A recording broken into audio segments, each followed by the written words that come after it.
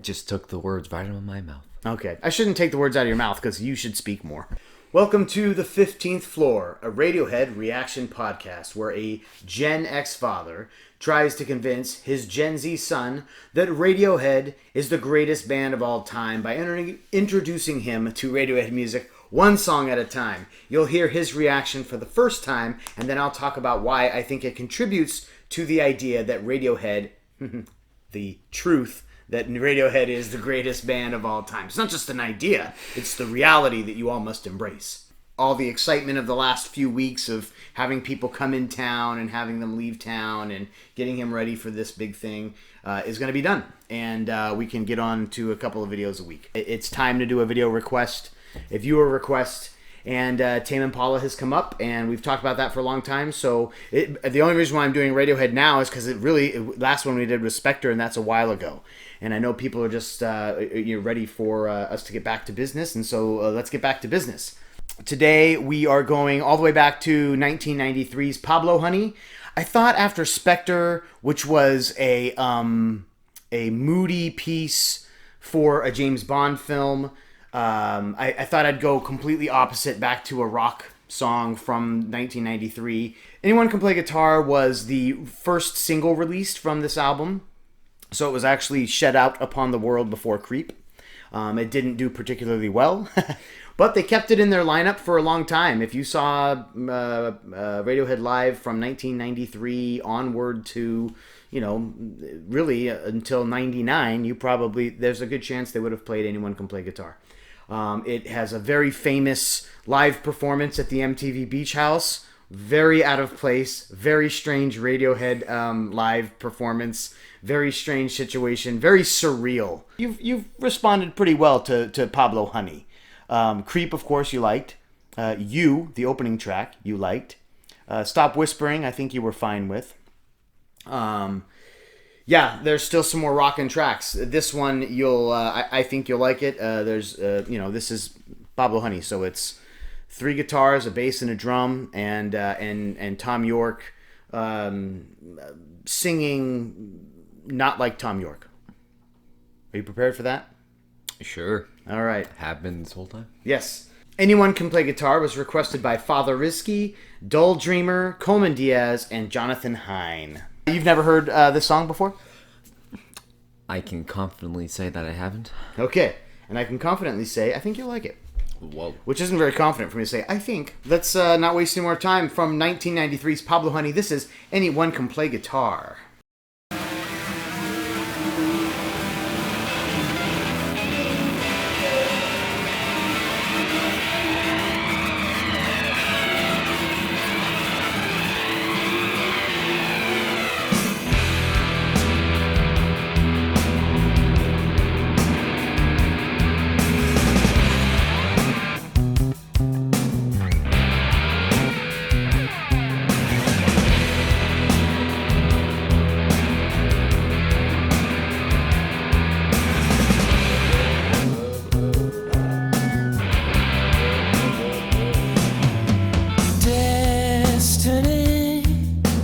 Destiny, protect me from the world.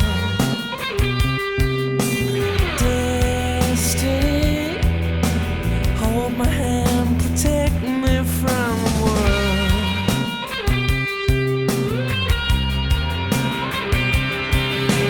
Here we are, without running and confusion, and it don't seem no confusion anywhere. This is like one of those songs that I feel like I've heard of before, or that reminds me of another song, but I cannot know where I've heard it before, or I don't know what song it reminds me of. It just reminds me of something. Yeah. And it's really frustrating. But it's not, as later Radiohead is, it's not particularly unique. There's tempo change, which is fun, but that's not new. New Kids on the Block did tempo change. Like Alice in Chains without the drugs in the voice. Oh, yeah. Like the instruments for the most part. I don't know. Maybe that's just because I'm listening more Alice in Chains now. Yeah, if you're listening more Alice in Chains, very much right in this era. I don't think they particularly sounded a lot alike, but you have said that about other Radiohead songs of this era. I think it's just the rock, the guitar sound of the era that you register with. You don't know a lot of Stone Temple Pilots or anything like that, do you? Yeah. I know I've heard a bunch when you and the older brother listened to it in the car, but I don't recall. Yeah. Yeah. This doesn't particularly sound like that to me either, but that's hard for me to think about what this song reminds me of because I've known this song for 30 years, and it's hard for me to, hear it as anything but anyone can play guitar. Oh, I'm listening to the 90s. This is grunge, right? Like, would be considered grunge? I don't think so. I don't know. This is really... No. Grunge, what we think of as grunge... we really think of the best of grunge is really the best of the tail end of grunge. Right about the time it hit nationally, it hit globally, it was also actually at the tail end of its height, which is often the case. But if I start throwing out what would be chart-topping grunge albums, those are actually considered almost post-grunge albums, like Pearl Jam's 10, which, internationally or worldwide would be considered a classic grunge album, but actually is kind of riding the final wave of, Mother Love Bone and Mudhoney and all the true... Well, Mudhoney is not a good example, but other grunge acts, from the era.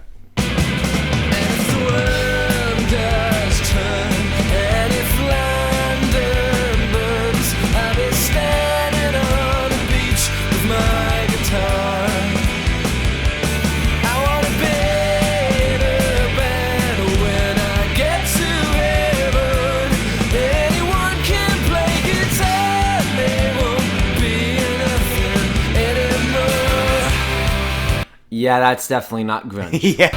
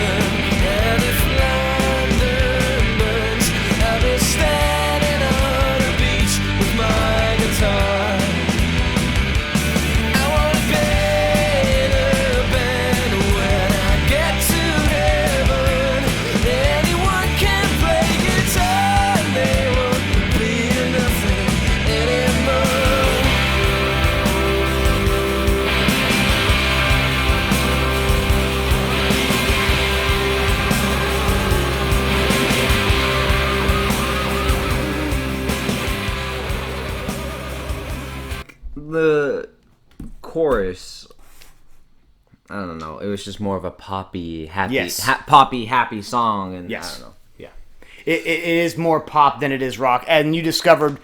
Obviously, we had that whole talk about grunge, but you also discovered pretty quick. Oh no, this isn't. Yeah. it kind of starts as a heavy, slow, brooding song, but it then turns into a, guitar. Yep. Post grunge. I don't know if pop is right. Because certainly Fountains of Wayne comes along a couple years later and brings in power pop. Obviously, they're not the big guys that do it, but I mean, yeah, it's a good example of it. No, this is pop rock. Yep. It was weird how they did that little, like, more heavy in the beginning. Like, that intro is really confusing with a bunch of random noise, and then they slowly got into that, and then it got poppy, and I like that poppy happy stuff because I like Imagine Dragons. Of course I like poppy happy stuff. I felt like I liked the song, but I don't know, it's weird. It's like I feel like I like the song, but I don't really feel it's like super special. Yeah. I think on first listen it would be hard to be terribly moved by this song. The noise that you hear at the beginning is literally anyone playing guitar. When they recorded this, they just got everybody they could together, whether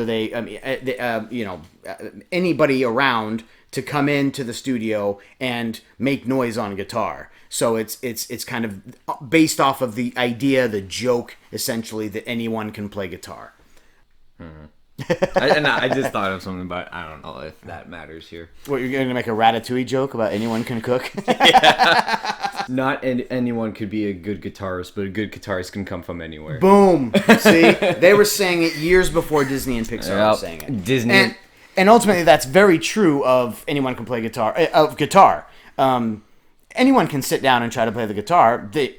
Lots of people will not get very good at it. But a good guitarist can come from anywhere. I know we're stealing a lot from Disney with that, but it's true.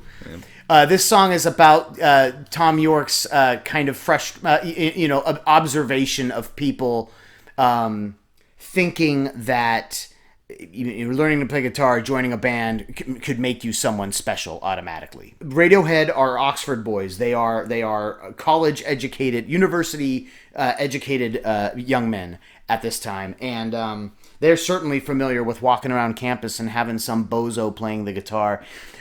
That reminds me of a story around this era, just a couple years after this album was released.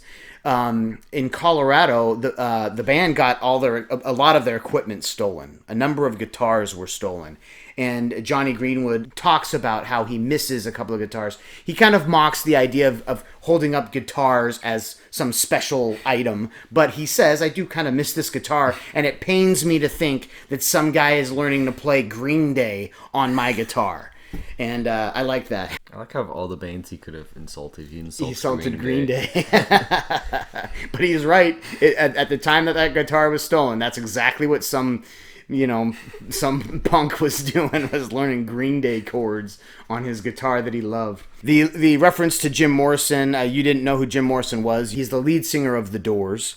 The Doors fit perfectly in this song because Tom York had just seen the movie The Doors, which is an Oliver Stone movie, and Oliver Stone is a director who makes movies about historical events, but gives them very conspiracy twists. They're not really based in a lot of reality. But he had just seen the movie, and he left thinking, why do we care about Jim Morrison? I mean, so he was a somewhat popular musician for an okay band for 2 years. That hardly makes him a god. And I absolutely have always agreed with that my whole life. I'm sorry if you're a The Doors fan, but The Doors aren't that good. The Rolling Stones aren't that good. If you spend 60 years making album after album and you can only come up with a few okay, some pretty good songs, you don't exactly have godlike aura around you. Now, that could piss a lot of people off, but I've got some real strong opinions, and they're only opinions about certain acts, and I understand why Tom York is frustrated about Jim Morrison. Really, speaking specifically about guitar, Johnny Greenwood has mentioned in an old interview that you can be a great guitarist, but he thinks the real talent comes from the ability to apply that great musicianship to the great ability to write a song. So just because you can shred the guitar, if you can't create good music melodically, or at least what people want to hear, you're nothing more than a extremely talented stringstrist. Someone who can work a string really well. And so, again, I'm going to make a lot of people mad here, but Eddie Van Halen is a great example of that. Eddie Van Halen, amazing guitar player. Van Halen has a handful of reasonable songs, and really their real appeal came from David Lee Roth. And then eventually maybe a little bit Sammy Hagar. I might get some hate for that too. But really it was from frontman David Lee Roth. Van Halen, an amazing guitarist, never really put together a lot of great stuff.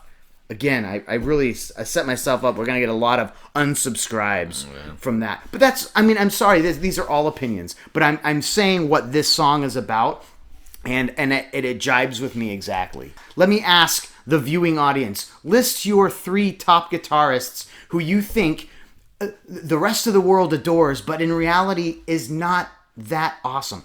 Again, great guitarists. They can shred everybody. They can top the list, but they actually don't really do as well musically as, say, a great songwriter like, say, Tom Petty. Any ideas for you?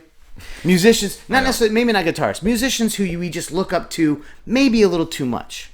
Any ideas? That like people doing. Yes. Yeah. Almost 95% of modern day people. Like a bunch of hip hop artists. I don't understand hip hop. Well, we're getting a lot more into the phase now where we just like the presentation of music. We just want somebody to give it to us in an entertaining way. That's where bizarre costumes, stage shows. What I see of modern music is less brilliant music and just really more exciting presentation and shows and uniqueness and things like that. And I don't know. That's what the people want. Clearly, that might be why I don't listen to music anymore, modern music, because I've not heard something that moves me all that much. What would you give? Anyone can play guitar. 7's becoming the new average, but 7. Okay. 7's okay. 7 is kind of what I give a song by Imagine Dragons that I think, that sounded fun. That's fine. Let's do art. Remember he used to do the sun up in the corner? Now his thing is two people talking to each other. Oh, and the rivets in the corners that hold the picture up. But he's really big on two people talking to each other. One person saying, you could play the guitar, and the other person saying, okay. He spelled guitar right? He did. But not could.